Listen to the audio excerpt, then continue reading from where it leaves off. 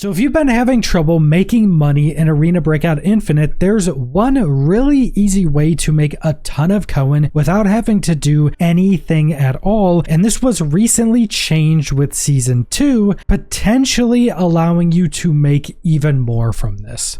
And you're not even going to have to enter a raid to do this. All you're going to do is you're going to go to your contacts and you're going to go to Deke. Now, Deke has these limited time supplies that you'll be able to barter for randomized items. And these items are pretty much fully randomized. So you can get incredibly expensive items and you are able to sell all of these items on the market to make a lot of profit. I currently have 71 million Koen right now. A large chunk of that has been specifically from Deke. So once you get to Deke, you're going to reveal his limited time items, and this was changed in Season 2. It used to just be on a timer, and it would reset every like 8 to 10 hours. But in Season 2, it's changed a little bit. So now instead of resetting like every 8 hours, now you'll be able to refresh Deke every hour, and you're able to do this 3 different times per day. So he fully resets every day. You can reset him 3 times total. So you get 3 different inventories from Deke on a daily basis now. Now this will come with 12 different selections here, and everything here is randomized from what it takes to purchase the items and what items you'll actually be getting. Now, usually the top 8 items have a pretty high chance of making you back more money than you spent on it. The bottom 4 you usually can't make any money off of. So let's take a look at these easy painkillers. So keep in mind, some items will give you multiples, so this will give you 3. So what you want to do first is go to this little magnifying glass, and this will allow you to search on the market for the price of this item. So easy painkillers are 51,000 per 1 bottle. And keep in mind, we get 3 bottles. So if it's under 150,000, you buy it. This is currently super expensive because, again, they are randomized. So sometimes they just won't be worth buying. This one right now is not worth buying, so you just go to the next item. Now we have a grip. It's 46,000. It costs 60,000. This one isn't worth buying either. Now also, the prices on the market can change pretty quickly, so you can always go back before it refreshes and see what the prices are. So now we have an F2000, and weapons are going to work a little bit differently because most weapons have a bunch of different parts, and it'll only show you the price of the base weapon itself without any other parts on it. The F2000 doesn't have many parts on it, so we see it's 115,000 here. It's 151,000. I still don't think that's worth. And you just go through and do this with every single item. 32K right there. It's 25K. That's generally worth. You got to be careful because if it's too close to the actual price and you're trying to sell it on the market takes a cut, so you may not make a profit off that. Then we have a pretty expensive site here, 72K. It's 77K right now, not worth it. And sometimes you will get what I'm getting right here, which is a lot of the items just aren't worth getting. But sometimes you'll go through and get like all 8 of these top items are worth it, and sometimes you can get some of these bottom items that are also worth it. And you can get super expensive items. You can get the super expensive keys, key cards. I've gotten a thermal before that was like 200K for the trade-in. You can sell those for like 2 million. So you can rarely get some incredibly expensive items. So 30K right here, 38K,